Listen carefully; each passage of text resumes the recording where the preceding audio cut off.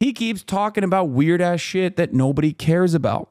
And this is the underlying problem because he is hyper online. The people in his orbit are hyper online. He's using Donald Trump Jr.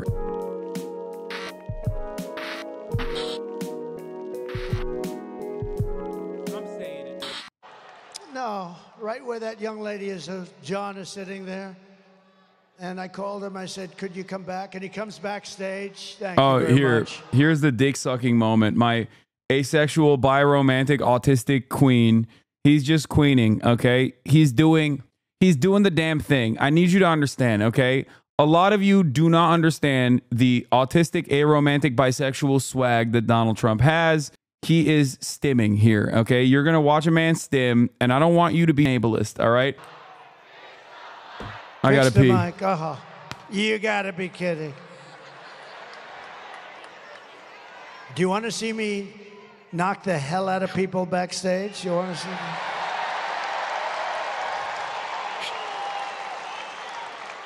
I don't mind if they want to come up a little forward or something, but it's a pretty stupid situation, but that's okay. I get so angry. I'm up here seething. I'm seething. I'm working my ass off with this stupid mic. I'm blowing out my left arm. Now I'm going to blow out my right arm, and I'm blowing out my damn throat, too, because these stupid people.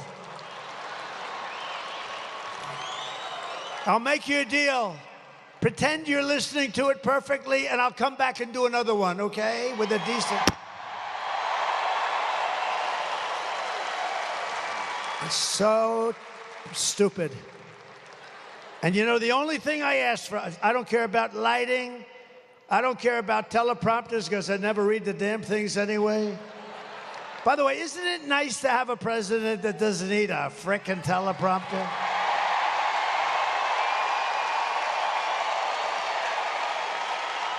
But I don't ask for much. I don't ask for much. The only thing I ask for is a good mic. And this is the second time today that this happened.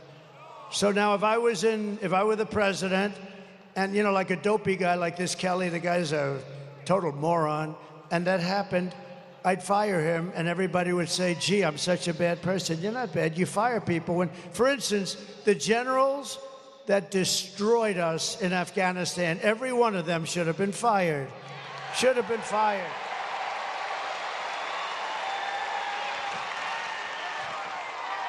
Hello? Hello? I don't think so. Hello? Is that better?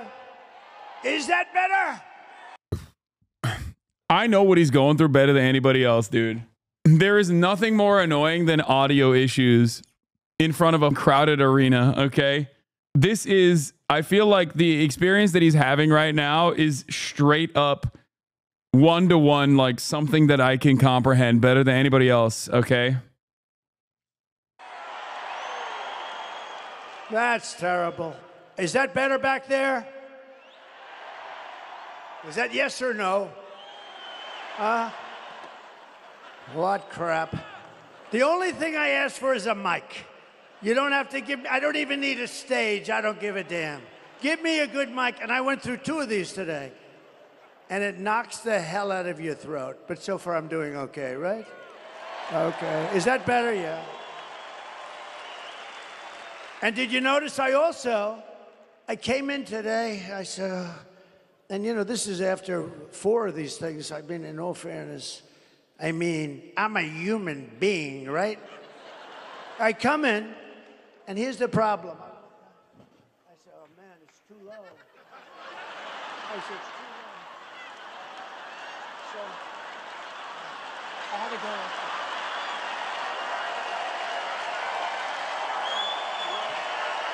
Way too low. Way too low. So I walk in, I said, shit, there's nothing worse than I walk in like this, and I'm, did you notice? I was bending over like this, hello. And then everybody says, is there something wrong with this? Did I miss the gluck gluck? Hold up. I mean, in all fairness, I mean, I'm a human being, right? I come in, and here's the problem. Too low. I said, it's too low.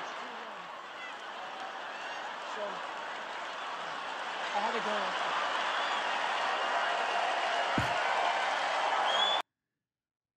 This is, what is he doing? What the hell is going on, dude? What the hell is going on? What the hell? Sauceless? Has he lost it? Or does the sauce remain? Way too. How is this the worst rally? Your assessment went array? No, I hadn't seen it. I only saw clips of it. And I was like, I'm like, I feel like he's losing it a little bit. Too low. Way too low. So I walk in, I said, shit, there's nothing worse than I walk in like this and I'm, did you notice? I was bending over like this, hello. And then everybody says, is there something wrong with his back? What the hell is wrong with that guy? They're saying he's cognitively impaired and physically impaired. There's something wrong with them all because I have guys that are stupid back there. All right, what are you gonna do? What are you gonna do, right? What a shame. But we're gonna come back. I'm gonna give you a free performance back in that corner. You got a bad area back there. But I think this is better. I think it's probably better. To the Republican side now with former President Trump, who there was the end of the rally that I thought was crazy. Also, Faker. Which 3 celebrities do you want to have a meal with? Song Hyo-min, Woo Sung-hyuk, and Mohammed bin Salman Al Saud is that's why he's the president. That's why he's my president. Okay. November surprise, Trump is by. That's not a surprise. Last YouGov/Times poll in battleground states: Arizona, Trump up by 1, Georgia, Trump up by 2, North Carolina, Trump up by 1, Nevada showing Harris +1, Pennsylvania, Harris +2, Michigan, Harris +2, Wisconsin, Harris +3. This is a lock for Harris to win. For the record, like, she just needs this. I mean, she needs this. And if this comes as well alongside it. And that is their pathway to victory. Just want to mention, Trump just called his employees stupid in front of a rally. Luckily, he didn't say garbage.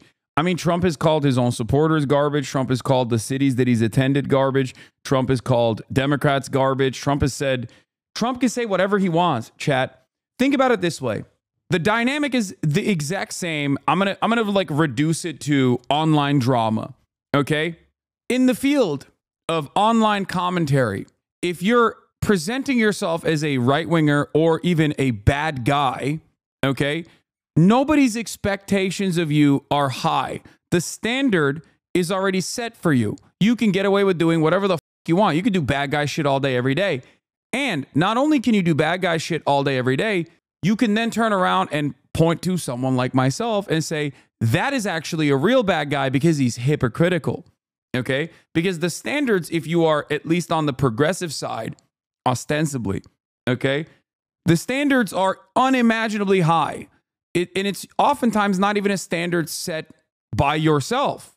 People can just like make up whatever standard you should have and then call you hypocritical for not abiding by the fake standard that they set for you. Okay? That's it. People who are apolitical or right-wing can get away with just being like, I'm a sociopath. I'm a bad person. I don't give a f about anything. I'm selfish. I'm only interested in myself. And people will go, hell yeah, brother. He's just like me. He's being honest. He's being real. He's being a real one right now. Okay? And then they can also turn around and go, that guy is faking being a good guy. He's actually a piece of shit. And people go, yeah, you're right. He tells it like it is. That guy does suck. That's the reality in the political stage as well. Donald Trump is a bad guy, and he has successfully set his own standards for himself. He can say whatever the f he wants, and the media just basically goes along with that. What are you going to do? That's just Trump, you know? That's just Trump. And I think, yes, I know Van had a really good take on this. It is also obviously white supremacy as well. Like white mediocrity plays a role in this as well, certainly.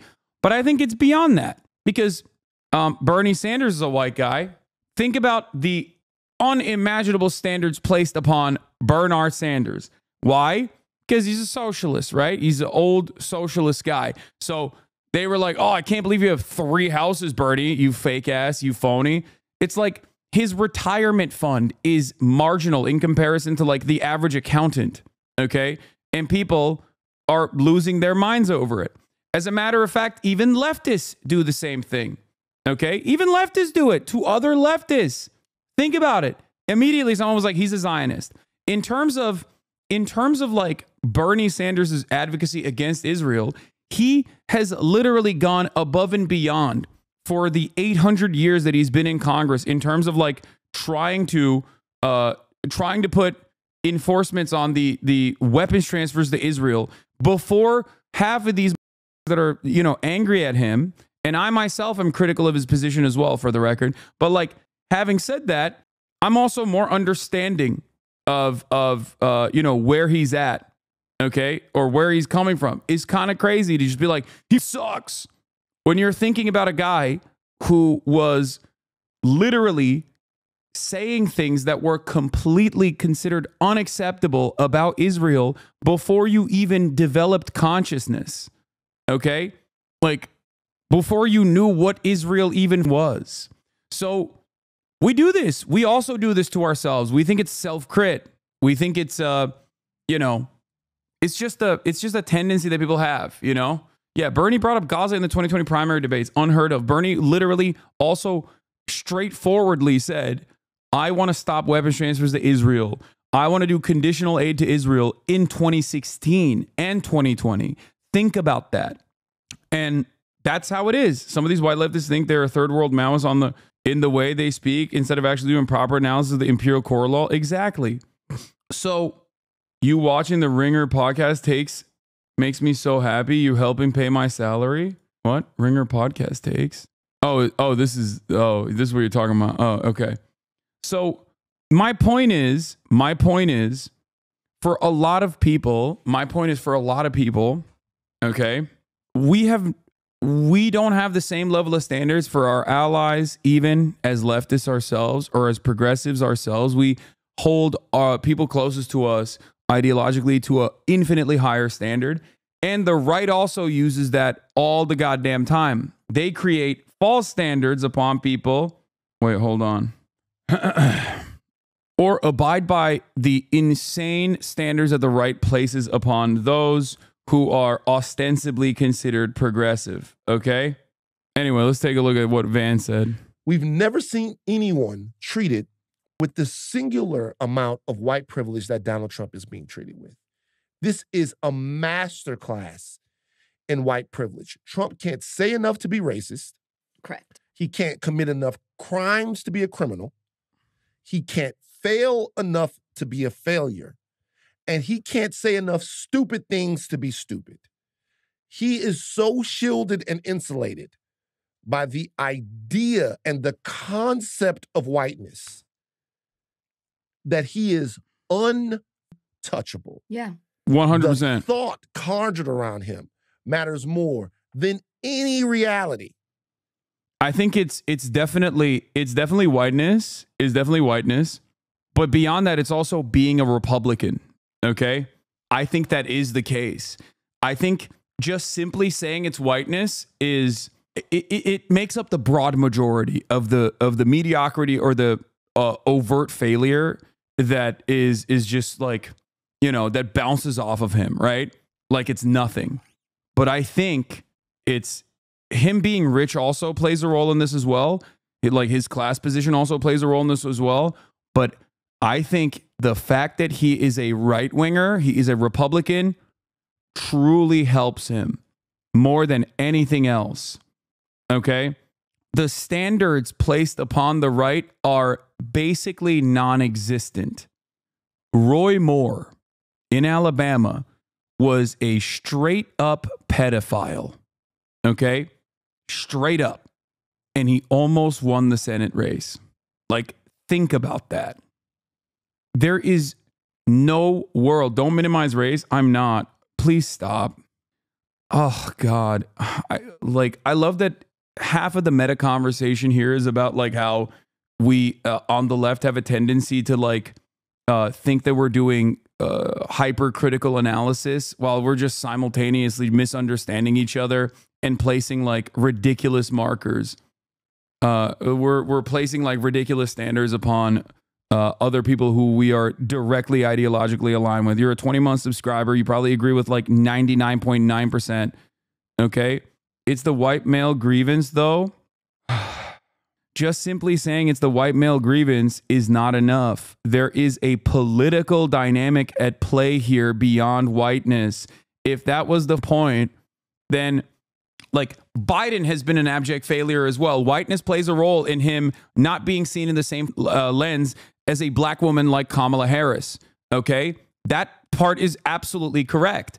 But beyond that, there is still an insane amount of standard placed upon even white men that are on the Democratic Party side, especially someone like Bernie Sanders. That's why I use the example of Bernie Sanders. Okay, Bernie Sanders is a white man. And while many on the rad lip side were considering him to be, a misogynist, a Bernie bro, the Bernie bros are coming, whatever but like the reason why people would make commentary over how many homes he owns, okay, was unheard of for anybody else. Like, think about that. Think about the standard set for someone like that. Why? Because he was advocating for progressive causes. Aren't you experiencing it right now too? Exactly. Any reality. He is a Christian that doesn't know the Bible, that fucks porn stars, that grabs women by the pussy. Grabs women by the pussy, is the least Christ-like, but the sheer promise of the whiteness that exists inside of Donald Trump is enough for everyone, white and black people, a lot of them who worship whiteness and aspire to the level of whiteness that Trump has. It's enough for them to say, hey, he's still our guy, no matter what. It's the whiteness he guarantees to protect. That's what he represents, right? It's their being that he guarantees to protect. And that's true. That's something that they won't say, but that they're voting for. So, yeah, whiteness plays a major role in this. And beyond whiteness playing a major role in this, being a Republican plays a major role in this as well. So I'm not going to... Republicans get away with murder, okay? In terms of commentary, reactionaries get away with so many falsehoods that they spread. Trump is doubly insulated, triply insulated. He's rich, he's white, and he's a Republican. It is the trifecta, okay? Impossible to combat. He can do whatever the he wants, and so many people will just go, that's him. What are you going to do? Yeah, I mean, being a man, he's a white man who is rich, okay? He is a white man who is rich and a Republican. It's just not like, it's so OP in terms of the way people view you. Like, they don't give a his statement about how he could shoot someone on Fifth Avenue and his supporters would not even care about it is 100% correct. Anyway, let's see what Jamel Bowie had to say. Post a headline because I'm too lazy to do the screenshot, but there's this piece in The Atlantic by Tim Alberta about kind of the last days of the Trump campaign, basically. And there's some really interesting stuff in there, including the fact that the guy responsible, more or less directly, for the comedian saying the racist thing about Puerto Ricans at the Madison Square Garden rally, the guy responsible for that is a J.D. Vance staffer, a guy brought onto the campaign by J.D. Vance. And he's like some weird, incel type who loves this comedian, and so got him onto the stage without being vetted by anyone. Which tells you the level of, I guess, organization in the campaign. But it's also a reminder that Vance really might be, especially if they lose, the single worst vice presidential pick. Is it intended for certain audiences? Disclaimer new, or has it been on your stream? Yeah, they did content warnings for sensitive political discussions. So it's like automatically on, or it automatically triggers when I start talking about politics, or I can manually set it, but I believe it's already set. So I didn't manually set it today. Pick of the modern era.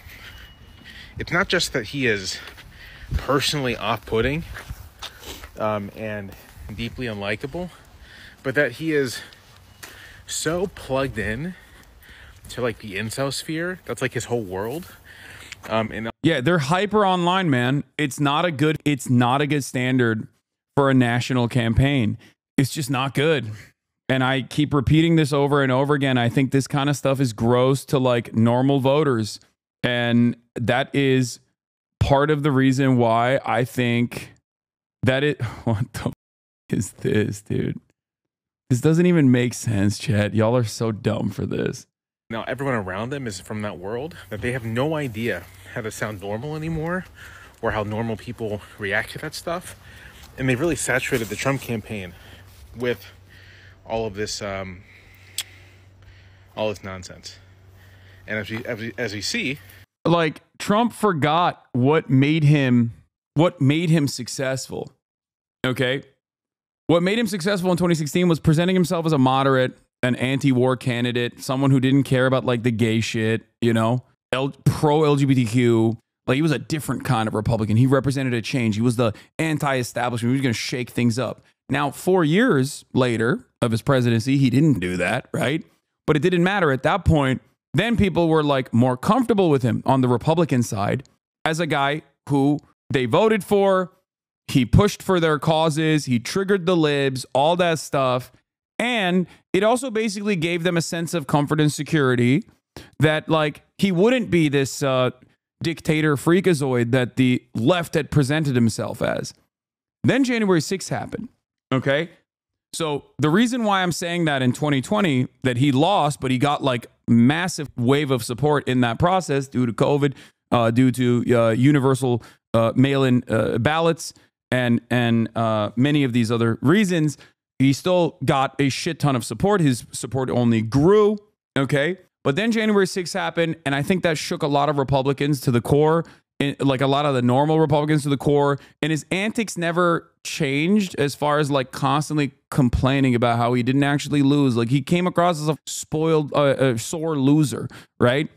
And that is why you saw the high propensity voters, the whites in the suburbs, go by pretty spectacular margins to the Democratic Party in 2022, which created basically like almost a firewall that really chipped away at this massive red wave that was supposed to happen.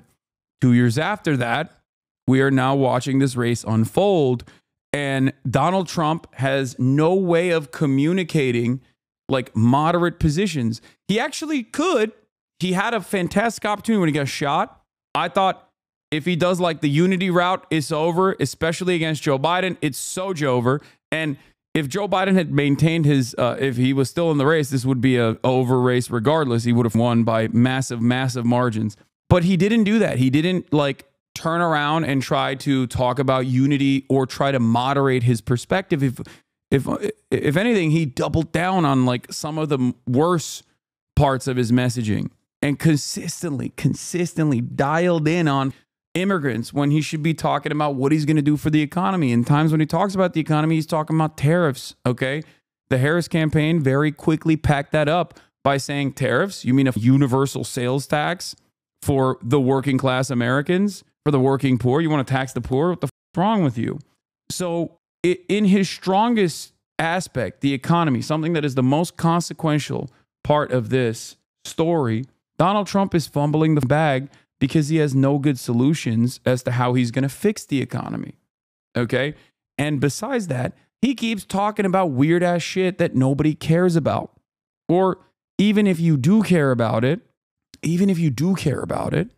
like immigration, maybe you think that like 12 million Guatemalans are raping your daughter or some shit, even though you live in a 40-person town in an exurb in Michigan, right?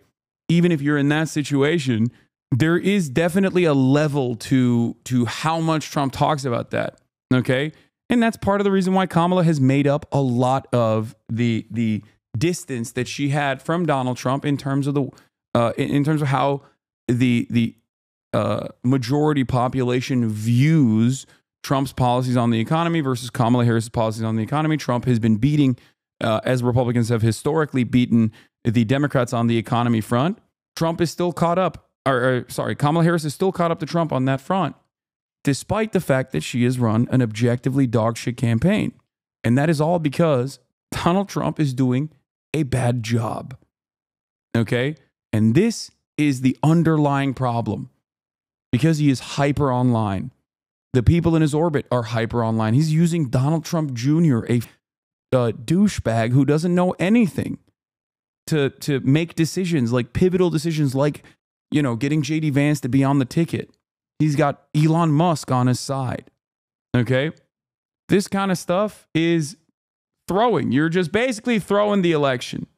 Okay? That's what you're doing. You are throwing. And these are the reasons why I still think Kamala Harris is going to most likely win the election. If you were to ask me a couple months prior, I would have said, and I did say, that Kamala Harris is very likely going to win the election. It has gotten significantly harder for her to win due to her own version of the throwing. Bad policies, bad campaigning, not separating herself from Joe Biden. But Donald Trump is sauceless. With the Madison Square Garden incident, it's really come back to bite the Trump campaign in the ass. Backed by popular demand, Angelica, we're on our afternoon constitutional, and she is having a great time. Having a good old time. Oh, gonna try to eat that bug. Got away from you. Kamala bought you? Yeah, totally. Notice how I was talking about how objectively dogshit the Kamala Harris's campaign was? That's what they're paying for. They're paying me so I can keep consistently saying their campaigning strategies have been bad. It's a risky gamble to assume that you are not going to hemorrhage your base of support. That's how it works. They have they're pay pigs. The Harris camp are pay pigs. That's why they are doing this. They're giving me money so I can shit on them. They're just that dumb, dude. I think we're all missing the forest for the trees here. Yes, Trump is making terrible moves. Yes, Kamala has maybe ran the worst campaign she could have, but we're all forgetting that Donald Trump possibly has the quite hardest banger all time written by Los Tri de Habana. Thoughts? Yeah, I mean, that was a 2020 banger and he still lost. So that's my only thing. You're not wrong. It is a banger, objectively. I'm not even joking. People in Pittsburgh are acting like the Civil War is going to kick off when both candidates are here on Monday.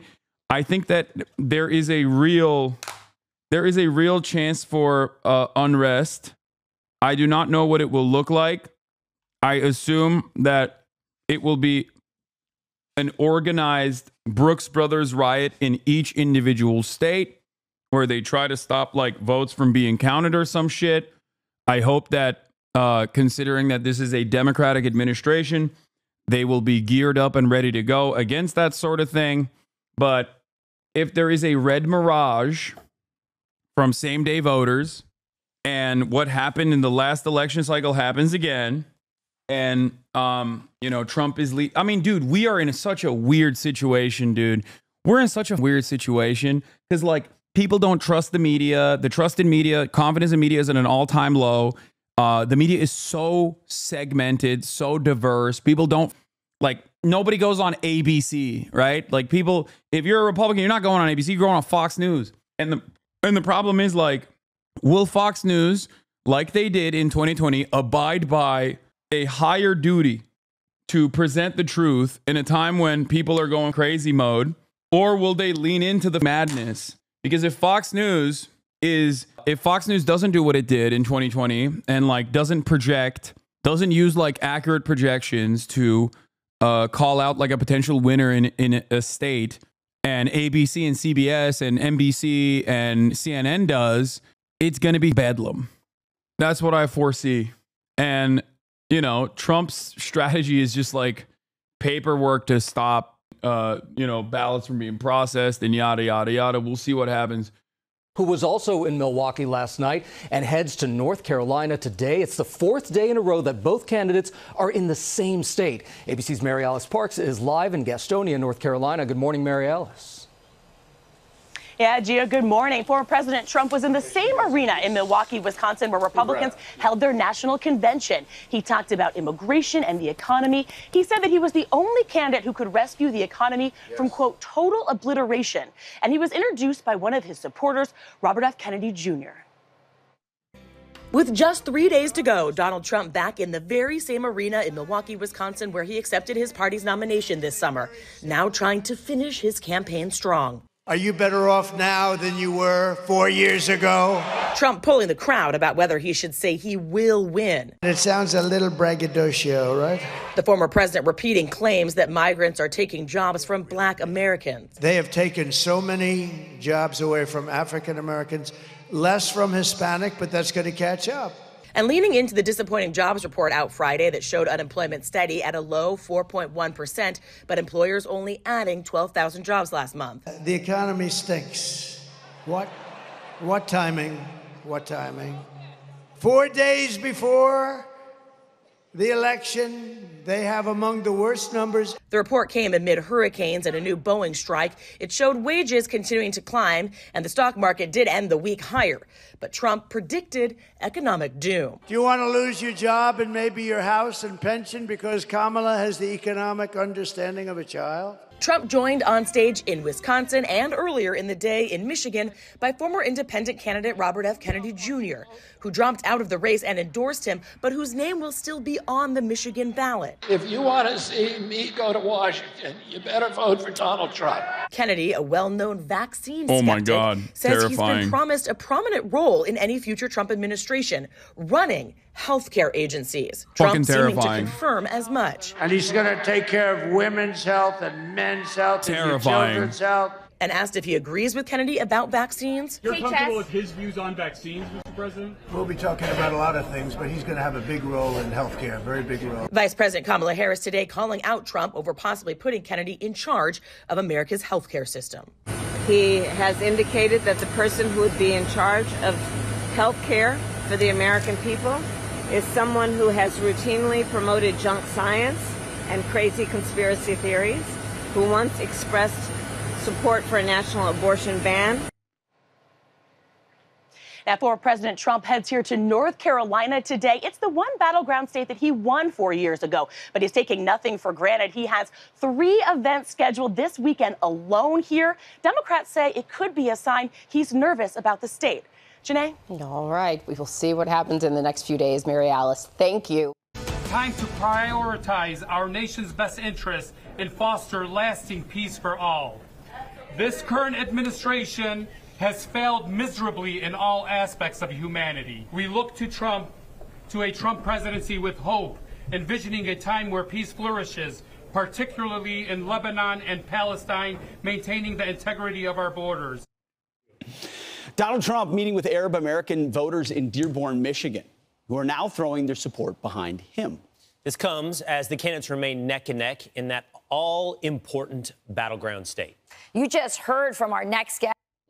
Why don't they say RFK Jr. is anti-Semitic despite the fact that he said that COVID was a conspiracy created by Ashkenazi Jews and the Chinese?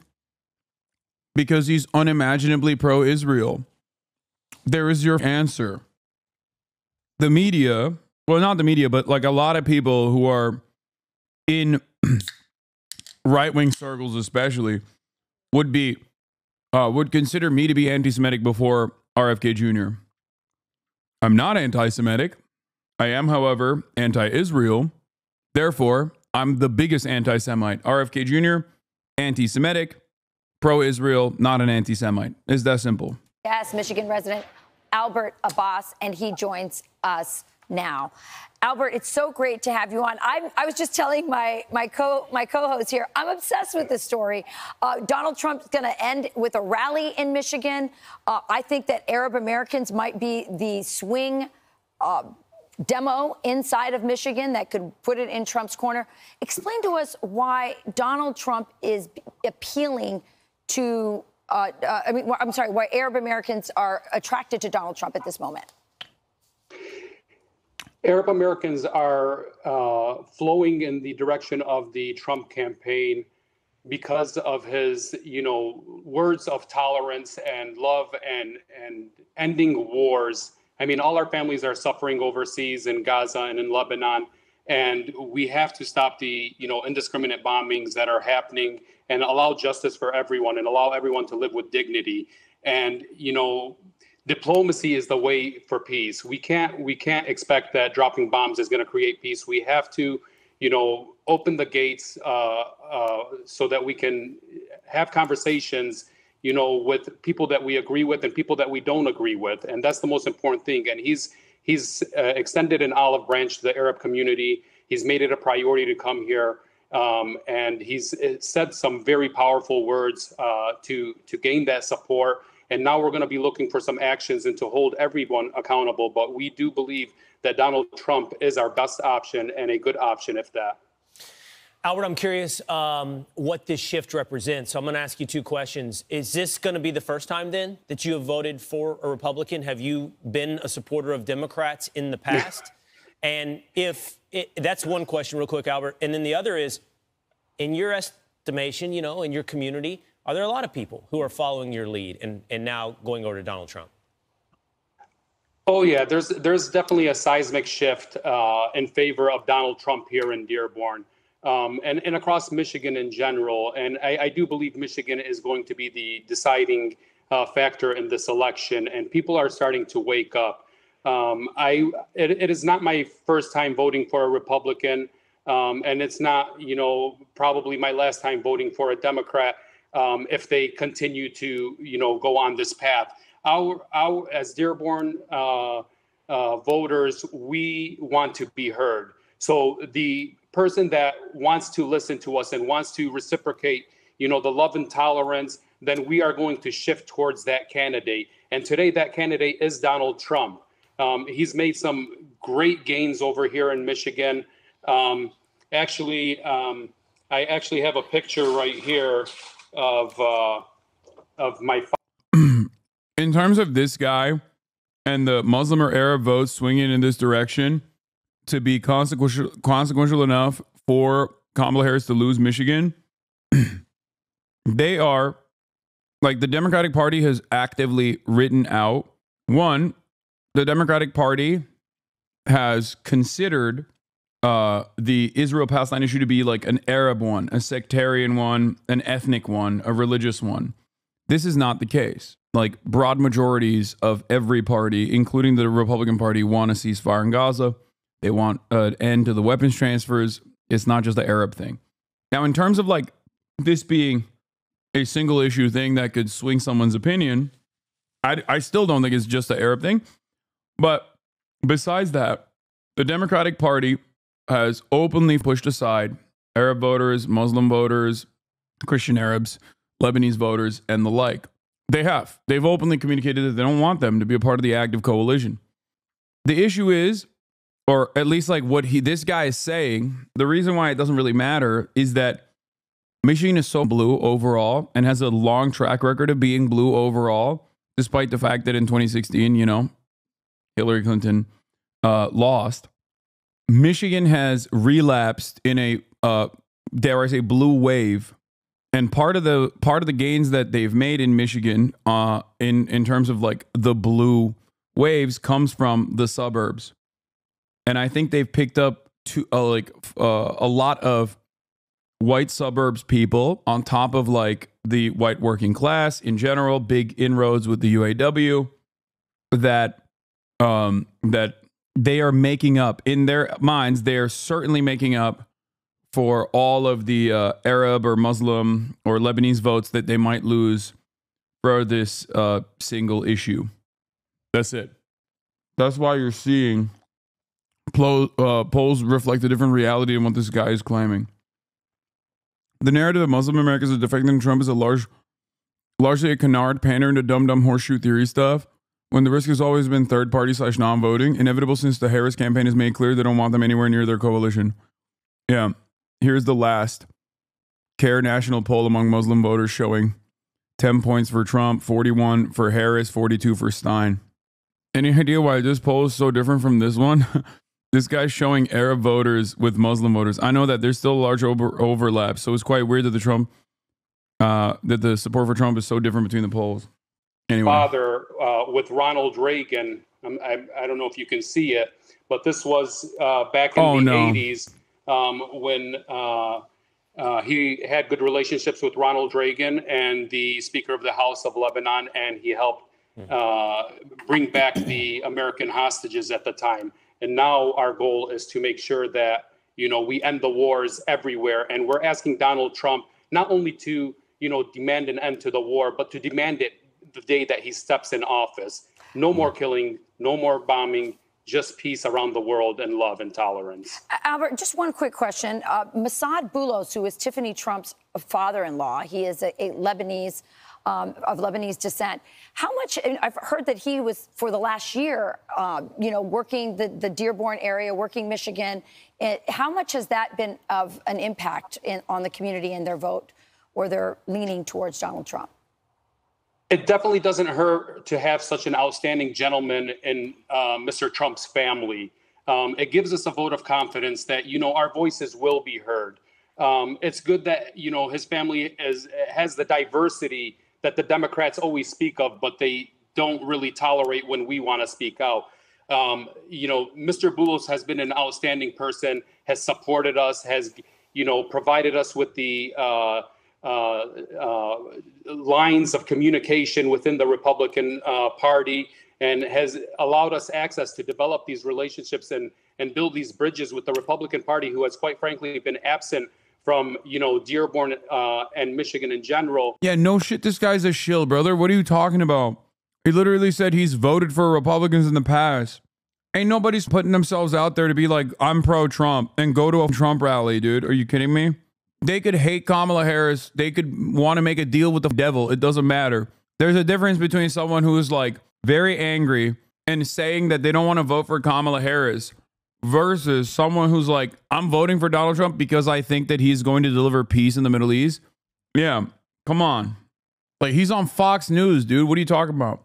Like, what? Are we stupid? I mean, yes, the answer is yes. I always ask that question. The answer is always yes. It's like the Republican Party's war on terror has now been completely reframed into the Democratic Party's war on terror, which is crazy because the Democrats let that happen. Like, they did it. They championed it. They're so stupid for this.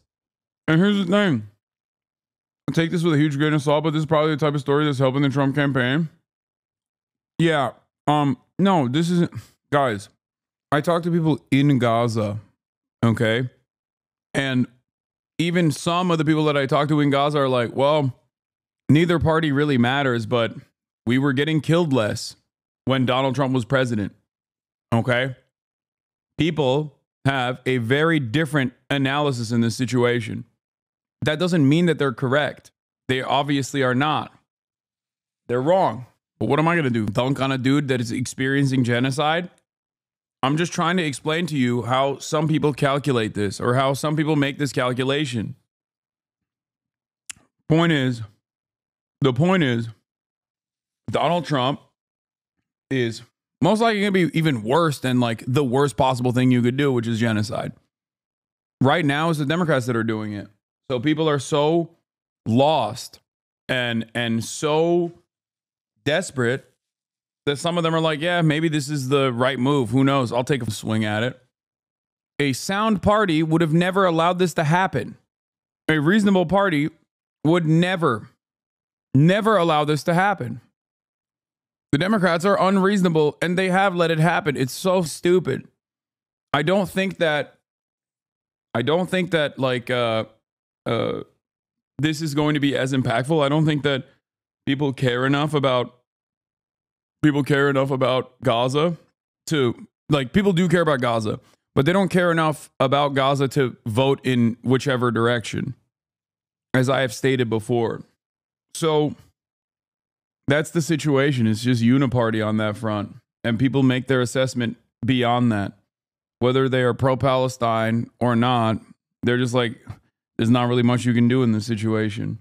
Someone needs to clip this when liberals try to blame you if Trump wins, even though you've said this a million times. I mean, people are going to do that regardless, brother. What do you mean? Like, people are stupid. Dude, people are calling me the MAGA of the left. Okay, give me a goddamn break. For our people, so that our voices can be heard. The only thing that we're asking as a population is for us to be respected and heard. Don't take our votes for granted. And, hopefully, we can continue on this ride for peace and prosperity. Well, we heard you this morning on Fox and Friends. Thanks for being with us, Albert. Thank you very much. You have a blessed day. Thank you. Yeah. I'm Steve Ducey. I'm Brian Kilmeade. And I'm Ainsley Earhart. And click here to subscribe to the Fox News YouTube page to catch our